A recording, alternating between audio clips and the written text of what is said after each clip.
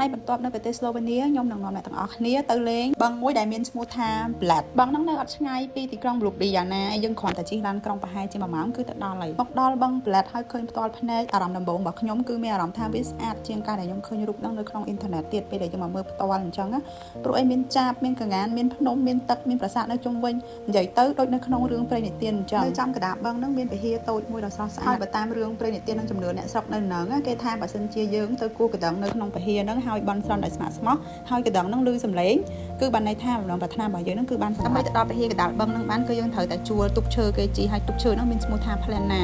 វាជាទូកពីសម័យបុរាណនៅហ្នឹងក៏មានប្រាសាទមួយទៀតដែលមានឈ្មោះថា Bled ឬក៏ Bled Castle ហ្នឹងដែលមានអាយុកាលប្រហែលជា1000ឆ្នាំហ្នឹងហើយនៅពេលដែលយើងឡើងទៅដល់លើហ្នឹងគឺយើងនឹងមើលឃើញទេសភាពពីលើមកឃើញទេសភាពជុំវិញបឹងហ្នឹងគឺថាស្អាតខ្លាំងមែនតើបើសិនជាយើងអត់ជិះទូកទេយើងគ្រាន់តែអង្គុយស្រូបខ្យល់អាកាសនៅហ្នឹងក៏មានអារម្មណ៍ល្អដែរព្រោះអាកាសធាតុអំណោយផលហើយទេសភាពជុំវិញហ្នឹងមានទឹកមានព្រៃឈើមានភ្នំមានសត្វហើរហើយសំខាន់វាត្រជាក់ដល់ពេលអញ្ចឹងទៅត្រូវពាក់អាវលងាប៉ុន្តែដោយសារចាប់បានរូបស្អាតក៏ត្រូវលះបង់ដោះអាវលងាដើម្បីថតរូបចាមួយទៀតអ្នកទាំងអស់គ្នាបើបានទៅលេងហ្នឹងគឺកុំភ្លេចសាអា Bled Cream Cake គេលក់នៅហ្នឹងគឺគេល្បីនំហ្នឹងខ្លាំងមែនតើហើយឆ្ងាញ់ខ្លាំងណាស់ពេលដែលយើងហូបហើយអមទៅដោយទេសភាពដ៏ស្រស់ស្អាតអញ្ចឹងទៀតជាសាហាវ10ឆ្នាំមានប៉ុន្មានដង